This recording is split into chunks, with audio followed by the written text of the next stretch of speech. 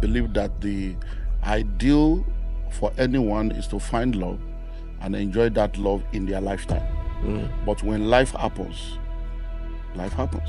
We cannot support divorce. It makes no sense. My whole ministry is built on marriage. So if I believe in divorce, then I must be one of the biggest fools in the world. So I don't believe in divorce. I don't believe that people should divorce. I believe that there is no problem that cannot be solved. But it takes two. Only one person cannot make marriage work. I've said it over and over again. Religion is more dangerous than the devil. You see, when you practice Christianity as religion, you are going to be a pawn in the hands of charlatans behind the pulpit. When you practice Christianity as religion, you are going to be a victim of the myopic, limited, uninformed, unexposed interpretation of scriptures of the people you listen to. They will tell you one thing today, tomorrow they will say, oh, God has spoken to me, I've changed my mind. But what of all the people you've told what you told? Hey, hi there, everybody. My name is Dr. Kingsley Okonkwo, and I'm happy to see you on our page. It's been a minute. Good to see all of you. Welcome, welcome, welcome. Hey, today again, we're delving into one of those very, very important topics. We're talking about 7 things they don't tell you about divorce. Now, before we go into today's topic, and who I have here, he needs no introduction. We've done a blockbuster YouTube interview last year or so, or some time ago, that really broke the internet because of the level of depth, the level of discovery, and revelation that was in that YouTube video on divorce. We did the topic, is divorce a sin?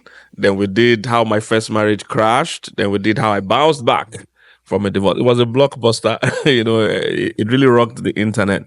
And we have him here again. So ladies and gentlemen, welcome with me, Dr. Olumide Emmanuel. Salute.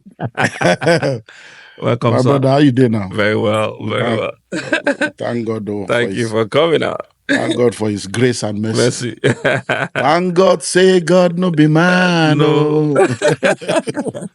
That is amazing. So, if you've not watched those 3 episodes, you need to watch them. You need to just go watch them. Trust me, they broke the internet, and there was so much revelation, so much depth.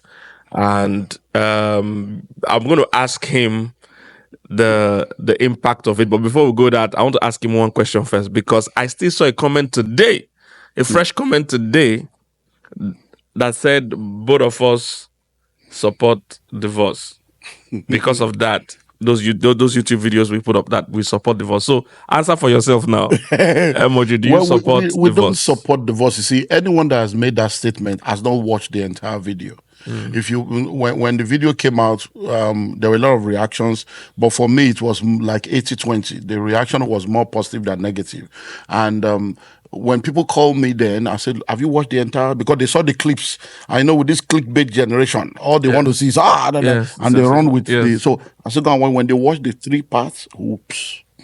Because it was so clear. We didn't plan it that way. Yes. But at the end of the when I sat down, I had to watch it with my wife and my boy, and it was like, wow, we went this far. It was like the Holy Ghost took control of that. Yes. Because I think it was just, it took a while. I said, look, you're not ready to go that deep. Something that I've learned. So because for 17 years, I didn't say anything. Yes. I kept going, but I had to pray about it. You kept talking with that. I said, look, my brother, if I have to do this thing, there's no way I can be doing it without being real. Yes. I have to now talk about what I've never spoken about. And I was not planning to do because of the kids, but they're adults, of course. Yes. They're adults. So I just felt, look, let me pray about it. And when I had the release that this is the right time and this is the right platform, that's why I did it. But my brother, calls, apologies, I have voice notes, text message from pastors who we are sorry. Oh, we didn't know. You didn't say anything. What were they apologizing about? Apologizing for judging me wrongly. Apologizing for not even knowing the truth, but just running with the normal narratives. The normal narrative is, these pastors. Yes. They will just divorce their wife, marry their secretary. Yes. Divorce their wife, marry. So they just, and so if one of them said, anytime he sees me preaching and I'm talking integrity, it's like, what integrity? Do you have? What integrity? So, but now that he himself has now realized that he was deceived, that he was, because when God told me, keep quiet, I will fight for you, I kept quiet. I never said anything. Even members of my church, I never heard the story. When they were like, you mean this happened? People don't know. I didn't say anything. So it was like, even my PA that was there that day was crying. Wow. When we go into the car, I say, that's it. I'm working with you, all these things. I didn't even know that, you mean you are carrying this and you are still doing all this all over that, I hope this is the, hope. So when they all say, that thank God, because the level of people who meet me, you set us free, you delivered us. Oh, in fact, because the hypocrisy of the church is on another level. And people need authentic leadership. And that's why we are losing. Look at somebody saying, you see, you'll be shocked that the person saying that, you may discover that the person is a divorcee. Yeah. Maybe they are struggling with their own personal trauma and how to interpret their reality. Yeah. But religion, because religion is very terrible. Yes. I've said it over and over again, religion is more dangerous than the devil.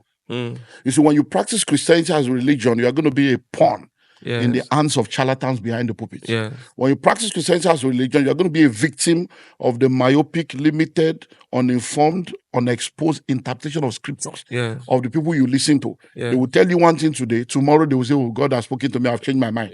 But what of all the people you've told what you told? So, and a lot of pastors too don't, like I always say this, to be a lawyer, you go to school, graduate, go to law school, then you continue to get recertified. To be a doctor, you go to school, then you do medical school, housemanship, you continue to be certified. To be a pastor, all you need is to say you heard the voice of God. We've never... that only you heard, that nobody has heard. And people's destiny and your hand. And over 80% of pastors did not go to Bible school. So they are not even theologically sound. They are not, so they just carry personal revelation, turn it to a doctrine, personal experience, turn it to a doctrine. So when they even see, you see, when you know the truth, it's easy to detect a lie. But when lie is perpetuated over and over again, it becomes your truth. And because a lot of people don't also understand the hypocrisy of the church, they get into this victim level. And I tell people, you don't believe in miracles until you need one. And people will do one thing, come to the pulpit and preach another thing. But I believe, God hates divorce, but he does not hate the divorcee. The divorce is not something that anybody wake up one day and say, let me go and get married so that in 5 years' time, I'll just divorce. No. But life happens. Because this is somebody you're sharing your whole life with, probably have kids together with. Oh my God. So there's no easy divorce. There's none. And that's why there are things that they don't tell you. About divorce. So if you think it's palatable, don't try it. Before we go further, please, if you are watching, after the impact of the last 3 videos we did, please everybody go and watch that video. All right. There was part 1, part 2, part 3 because of how intense it was. After that, we got a lot of calls and messages, and you also mentioned that you got a lot as well. People wanted premarital counseling. People wanted. Premarital counseling. People are married. They say, okay, we are ready to work on it. Can we go through a counseling session? So it costs money. It costs there were even those that also then those that are divorced already. That's okay. What do I now do? Can I remarry and all those stuff? So. Yes, and because the church largely focuses on singles and married, but we don't do so much. I know we do some once in a while, but we don't do so much for people that are single after married. All right. So there's singles, there's married, there's no single after married, because there's some people that are now single after marriage, either by death or by divorce. They are now single again, after marriage. We need to also provide ministry for them. So we have set up part of our ministry that does counseling. We've set up a proper divorce arm. So if you need that, please reach out. These counselors, some of them are divorced, some are not, but they are learned, they are experienced, some have legal background as well. So they are learned in the area of divorce. So if you are considering divorce, they can advise you, help you really ascertain if that is the best move. Because sometimes some people have jumped ship and thought it was easier. They were jumping from frying pan. The grass is not green on the other side. So if you water your own. So I say to people, if you don't have what you love what you have. Yes. So they will help you make sure the divorce you're thinking about, is that the best thing for you? Then if you're already divorced, they will also help you navigate, because that's an experience by itself that most people don't know how to navigate. Then if you're also thinking of remarrying as a divorcee, you need to also be prepared. Then if you're thinking of marrying someone that is divorced. Because in every divorce case, sometimes the two people were wrong or bad. Sometimes the two people might even be good and just lack knowledge. But sometimes there's one bad person that corrupted the union. And when you want to marry a divorce, you need to be sure that the person is not the bad person. Not the bad person you are choosing. If they are the bad person, they have learned their lesson and they have changed. Because if not, they will just reproduce because we've seen that after their kind. Yes, because the divorce rate among divorcees is higher than the normal marriage. So because some of them are just carrying the problem to another marriage instead of actually learning the lesson. So this divorce department we have will help you process if I should even divorce at all, if I should go back to my my marriage. Because some marriages are divorced, I need to come back. You know, if one of my guys out here in Houston, we're planning to shoot with his wife. I call the series I'm doing "My Divorce Failed, but My Marriage Worked." So we're looking at people that have divorced and came back together. So I have one of them even right here in the audience with me as well. So we're going to do that. Just help make sure people are getting help. And as we travel around the world, you know, we do Q&A. People ask me questions from the Slido or from the audience. But every time at the end, people come privately. People that are divorced because they couldn't ask their question publicly and say, "I'm divorced," or "I'm planning to divorce," or "I've just divorced. What do I do?"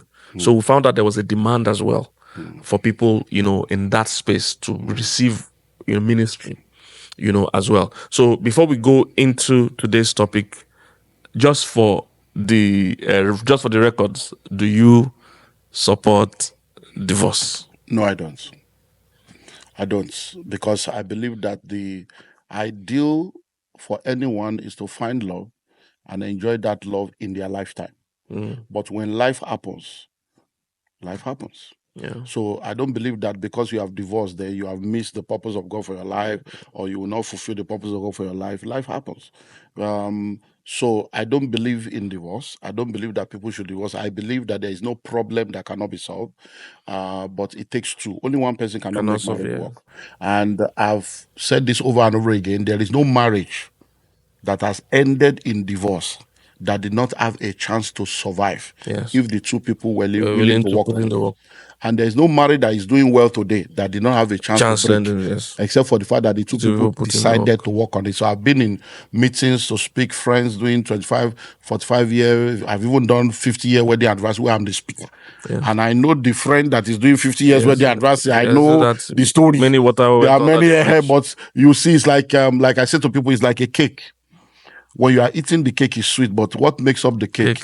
Raw egg, raw flour, raw sugar. But when they come together, so when you see 50 years, it's 50 years of forgiveness, forbearance, endurance, sometimes separation and return. But you don't have all those because people don't share all those things.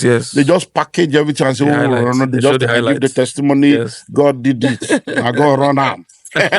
And then they won't tell you all the other things. So I don't believe in divorce, even though I've been divorced. And it doesn't mean I will judge people but I just know that life happens because as a pastor, you know, last year I celebrated 35 years in full-time ministry.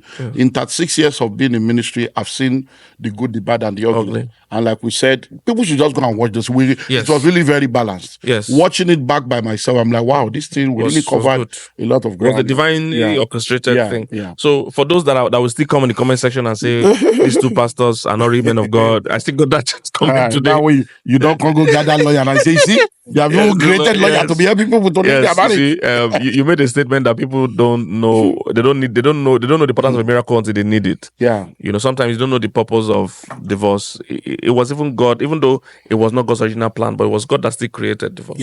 Because some people were being oppressed. So you need to understand the origin of some of these things. All right. It's not men that came up with divorce, but people were being oppressed in marriage, and God said, look, it's better to let this person go into their freedom. You know, God hates divorce, but God hates oppression. God hates depression. He hates lies. He hates lies. He hates many things. All right. So he hates violence. It's there. So we cannot support divorce. It makes no sense. My whole ministry is built on marriage. So if I believe in divorce, then I must be one of the biggest fools in the world. You know, it makes no sense. So we definitely do not support divorce. However, we know it does happen.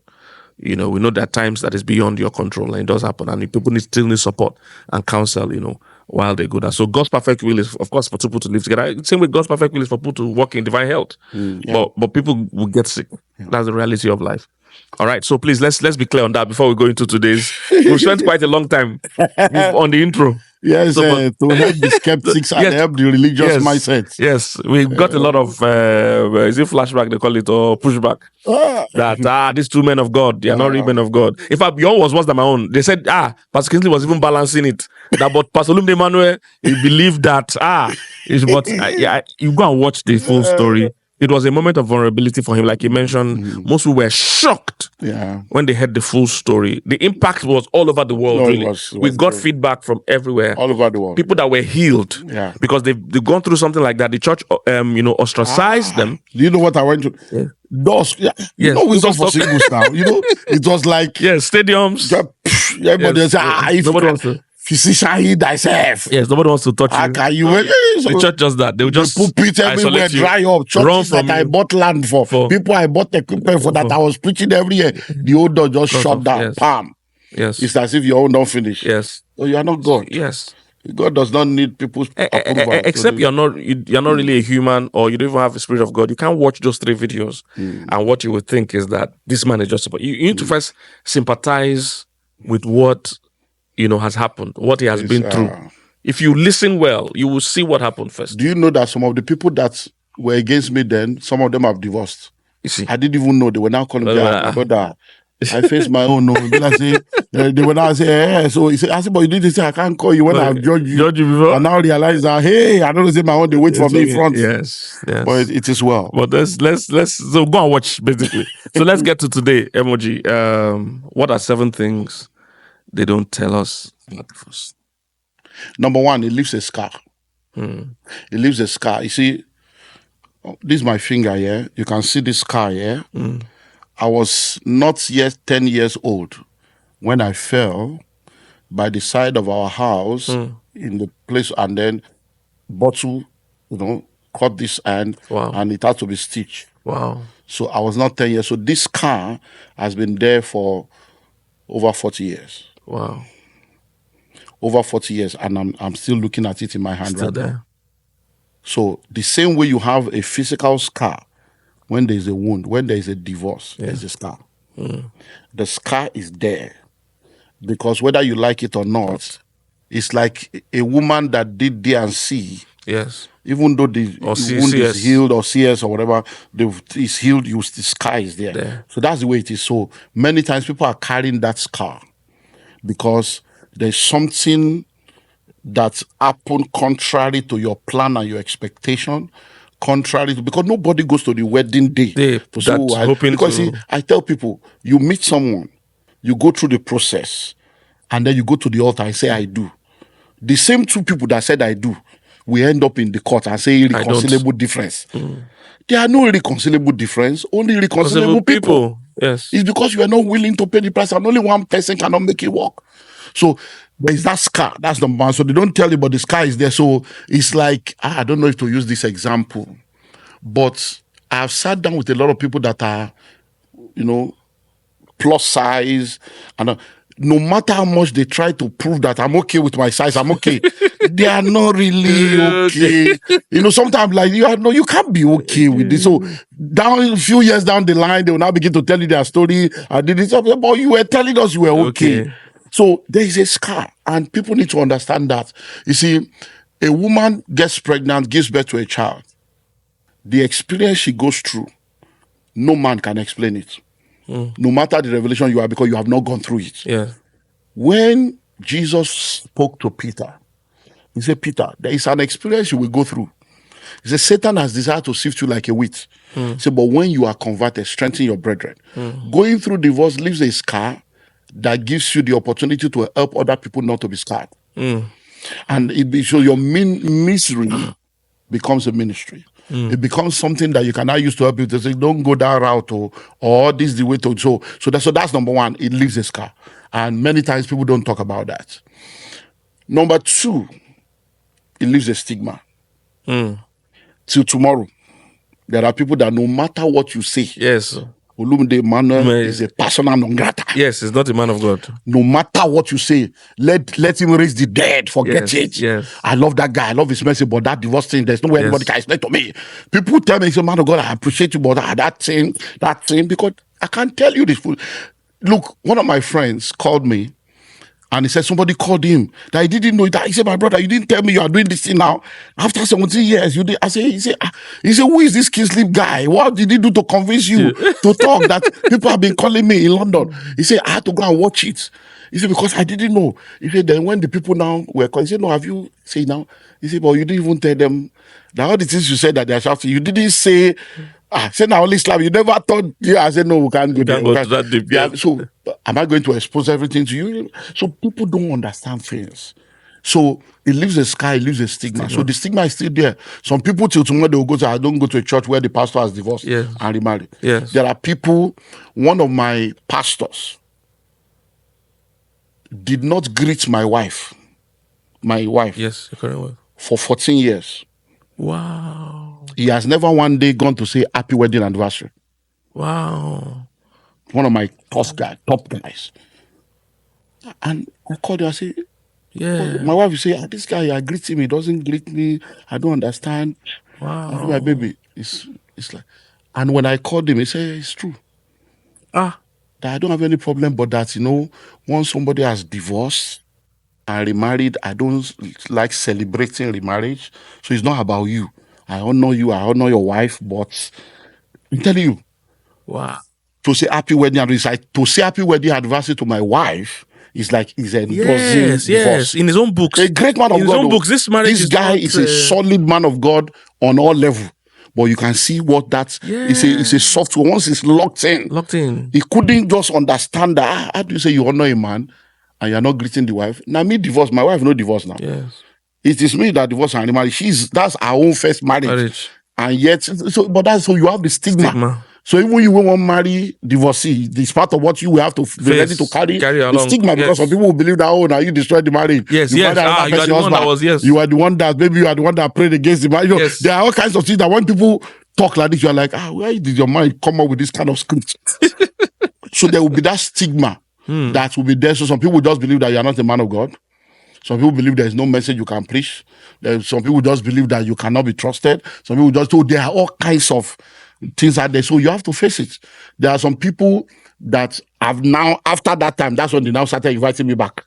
Wow. After the interview, say, man of God, you need to come back. We need you. I've been seeing you going up and up. I say, I wish I can invite this man, but that thing. But now, they are now wanting to invite me back. I'm like, hello. So that stigma is one thing they don't tell you. You carry the stigma. Everywhere you go, there will be people that will still be looking at you, that will still be judging you, that will never accept you. So just accept yourself because God has accepted you, and focus on your focus and move on with your life and destiny.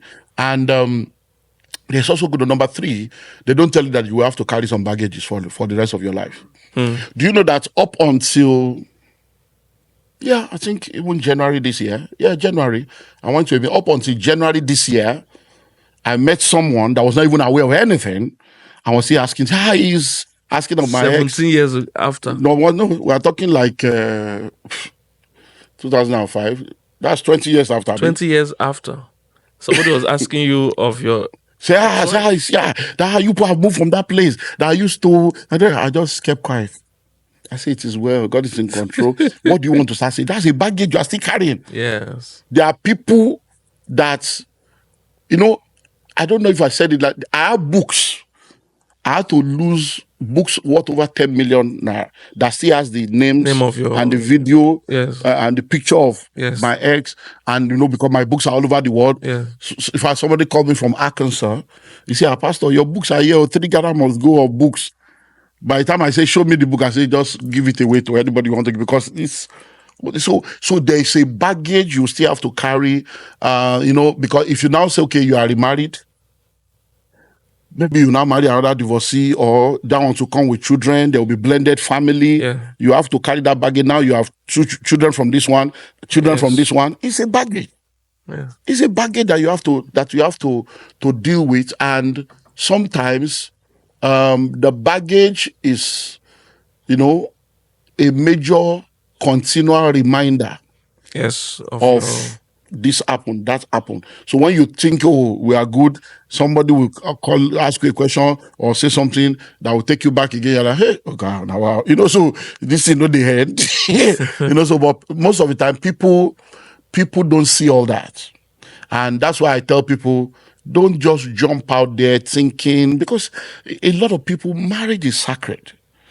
And it's not an institution that was established by your culture or your desire. It was God that instituted it. And instituted it for a divine purpose.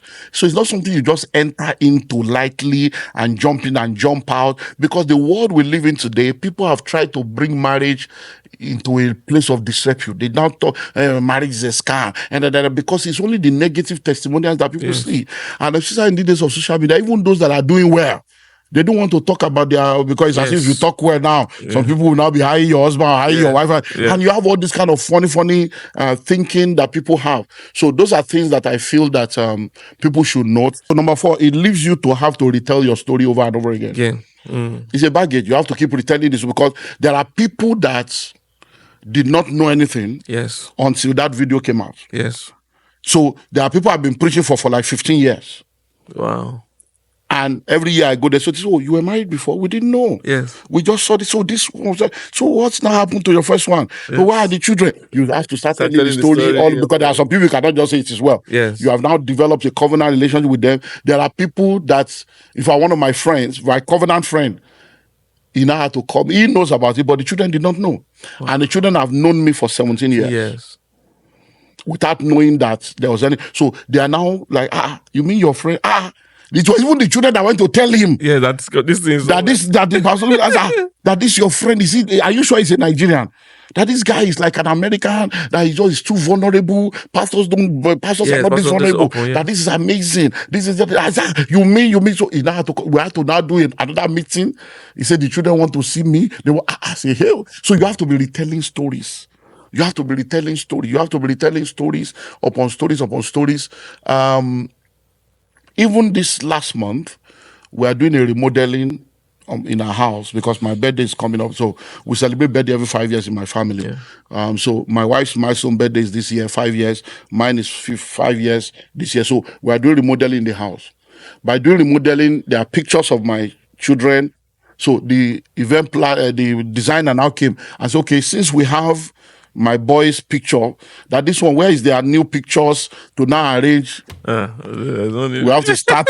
We say, okay, no, actually those ones are not available. He said, what happened? Let them come, let's do photo shoot. I don't know where they are. I don't have contact. So how do you start telling? So you have to be retelling stories that it's like, this is not the end. Will I have to be doing this for the rest of my life? But that's what you face for experiencing that. So it's not a palatable thing. Then number 5, I'm now going, I've listed all that to now end up with the positive aspects to help people understand this. Now, the 5th thing they don't tell you is that divorce is not a death sentence. People make you think that once you are divorced, your own don't finish, but it's my own finish. It's not finished. I'm even the best years of my life, the best season of my life right now. When God wanted to prove himself as God, he blessed me with an amazing wife, a virgin, a young girl, amazing woman of God, and I'm balling, my brother. I'm just balling, enjoying life. Sometimes I'm wondering myself, what I do today deserve this kind of babe, fine babe, solid woman of God. The babe don't grow, don't because anointing the flow for a body like this. The world has not seen my wife. I'm telling you, when she preaches healing, miracle, the babe don't enter under realm now. Even we wait the house with the bow for the anointing. I say, God, now me you bless like this. So it's not a death sentence. Because for some people, they thought that's the end of your story. Some people wrote me off, wrote off my ministry, wrote off my destiny. But God said no. Mercy said no. I'm not going to let you go. I'm not going to let you slip away. You don't have to be afraid. Mercy said no. Sin will never take control. This is a part of life. Life and death stood face to face. Darkness tried to steal my heart away. But thank you, Jesus. Mercy said no. So mercy said no. So it's not a death sentence. So if you're listening to us right now, you are divorced, it has happened. Yesterday ended last night. Oh, the glory past to God. is in the tomb. The future is in the womb. Yesterday is history. Tomorrow is your glory.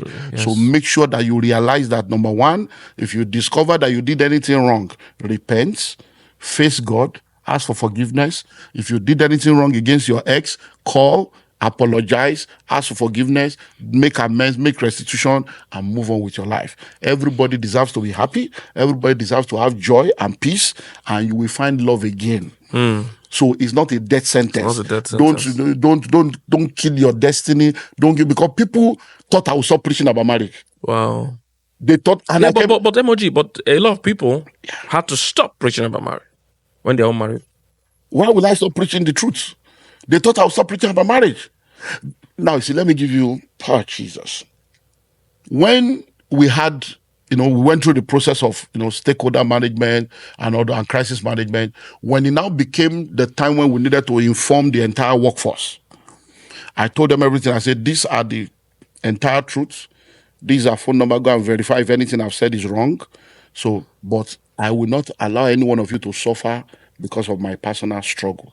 So if any one of you is willing to go, I will understand. If you cannot sit under a divorcee, I will understand, because it means that somewhere in the future there will be remarriage. I don't know yet, but I'm still young. So that means, so you better leave now and all this stuff. One of, as a matter of fact, my lawyer, we're going to site maybe a few days after that discussion in church. So I now turned to, I say, the law. So how far now? Now don't meet for the family. Are you leaving us so that I will know? Will you still be my lawyer? Because it's my business. Will you still be my lawyer so that even if you leave church, let me know? He said, Pastor, we're not going anywhere. That he is a pastor's child, he's a PK, the wife. So there are people that came from. He said, I was afraid that what would my wife say? So when we got to him, I said, babe, you sit down. Pastor said we should go and pray. So what? He said, no, we're not going anywhere. He said, no, we're not going anywhere. He said, have you not noticed that since this man divorced? I didn't even notice that. That was when I realized it. He said, have you known that since this man divorced, he has never one day come to the pulpit to speak evil of his ex? Wow. He has never one day come to the pulpit to support divorce or try to use his personal experience to change to justify just divorce. He has never one day stopped preaching on marriage. He said, he keeps preaching on marriage, he keeps telling us the truth. I'm not your sample, I'm not your template. Jesus is your template. Follow me as I follow Jesus. He said, then he started praying one prayer. He says, have you noticed? I didn't know. He said, since the day that thing happened, he has added a prayer to his prayer. Say, where I have failed, you will not fail. I didn't even know I was praying that prayer. Wow. He said, my wife told me, go and watch every time he prays for us. He said, that is a good man. That's the kind of man I want to follow. That I'm not going anywhere. They are still in church. Wow. So people are not foolish. Except people just want to be just funny. Yes. So it's not a death sentence. It has happened. Move on with your life, but make sure you do the needful. Don't just go and say, oh, we fall down and we get up. No, don't do all those nonsense. No. Make sure that you have really done what needs to be done and you move on. It is not the end of your story. It is not the end of your purpose. It is not the end of your joy. Because a lot of people, because I tell people, God may forgive you, but have you forgiven yourself? So sometimes people are the one that now say, no, I've decided I'm not doing this thing again. Let me close this. I'm not going to marry again. I'm not doing marriage.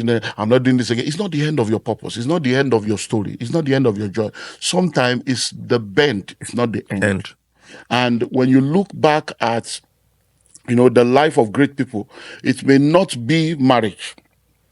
It may be other things, but you realize that there are people that have gone through things that if they have allowed what they went through to bury them, you will not be seeing them today. Generals are known by their scars. Yes. And it's very, very important for us to know that if your destiny is great, you go through the pits. Prophets in training. You will go through a lot to be able to get to where you need to get. So don't see it as the end of your story. It's not the end of your story. It's not the end of your purpose. And it's not the end of your joy. There are people out there that will say, bring you joy. Now I look at my boy and I'm like, wow. It's like God the boy just gives me joy. Wow. It's just like, wow. So I can have a family again Yes. where I can be happy. I can know anytime when you hear daddy, you like that daddy, Yeah. you know, wow, I'm a daddy. Somebody calls me daddy. People think that because you're a man of God, we are human being. I'm a man. Yes. I need to get home and meet a woman that will hug me, rub my head, rub my stomach, feed me, give me good sex, enjoy life. Yes. I need children that will say, oh, welcome daddy. Oh, daddy, this is my homework. Daddy, I look at this. Everybody. So it's not the end of your joy. It's not the end of your peace. It's not the end of your story. It's not the end of your purpose. Very, very important. And then number 7, it is not the unpardonable sin. It is not the unpardonable sin. So when people look at divorce, they want you to feel as if this one, even as if they are the one that hold the key of eternity. They are the assistant God. Yes. Vice Holy Ghost. Yes. So, but I need to let everyone know that it is not the unpardonable sin. That's why we try to settle that is even a sin at all. Yes. Talk less of being an unpardonable sin. And when we look at it from this, so these things they don't tell you, but we are telling you now so that wherever you stand on the pendulum, pray that you never have to go through it. Pray that your children will never have to go through it. Pray and act in such a way that you will not sow a seed that will produce an harvest in your own life that you will regret later. Because there are people that, even though it was not part of what was planned for them, they use their mouth, their hand to now create the problem for themselves by judging people unjustly. And you find that sometimes a lot of people, what they fight and what they argue and what they curse ends up becoming their cause. So we need to be very, very careful of that. So it is well. Wow. This is very, very powerful. It's not a death sentence. It's not the unpardonable sin. It's not. There's still life after divorce. Yeah, there is. There's life after divorce. So it might be a bend, but it's not the end. Well, this is powerful. So please, guys, this is so share this video. Like I said earlier on, in our travels, I've seen that there's a large number of people covertly in churches that are in these situations, either divorced, about to divorce, experiencing divorce, about to marry a divorcee. Because the more people are divorced, the more they want to remarry. So a lot of single people today are having to marry a divorcee. So it's better we equip them, better we minister to them, in fact, and that's what we're going to discuss in the next video. Yeah. To see 7 ways to know if you are healed. If you are healed before you deal. Because some people think, this one just failed, I'm going to jump to the next one. No. There are things to do, there are things to check. Your next will suffer for the sins of your ex. So please, you don't want to miss the next video. And don't forget, if you are watching, if you are divorced or thinking of divorce or about to marry a divorcee, or you're a divorcee about to marry again, please contact our divorce lawyers. Our divorce counselors, rather. They will be able to guide you. Some people don't need to divorce. And with what my team have reported in the divorce counseling, there are many people that have come that they want to divorce, and the team has been to tell them. A lot of people. I was still talking to a couple. We did a meeting. They came and say, she was just enjoying. I say, see yourself, you that was about 12 years ago. I'm divorcing this man. Today, now they don't born extra picking. They're enjoying life. Now you don't move go Ikoyi and say leave Ikoyi now. So many times it's because people don't have the right kind of people to counsel. Tell them, a lot of pastors are not trained as family life practitioners, relational coach, therapy. So they just say, go and pray about it. Stay there. You just pray. It's not over. Endure. You are not dealing with the issues. And then people just realize that, it doesn't work. But when they see someone to counsel them, help them see, clearly they're like, okay, I didn't see from that way. And then. Yes, that's true. Yeah. So please reach out to the team if you need to do so. And watch the first 3 videos you mentioned, and watch the next video also after this. So thank you for joining. Thank you, Pastor Olumide Emmanuel. This was touching. This was powerful. If to say that Nigeria, we didn't have to get time now, but let's just. We're shooting live from Houston. So thank you, guys. Thank you. God bless you. Don't forget to like, share, subscribe. And we also have our mentoring program ongoing, Wife 101 for wives and wives to be. Then we have Husbandman for husbands and husbands to be. So sign up for it as well to be a blessing. Thank you for watching. See you in the next video.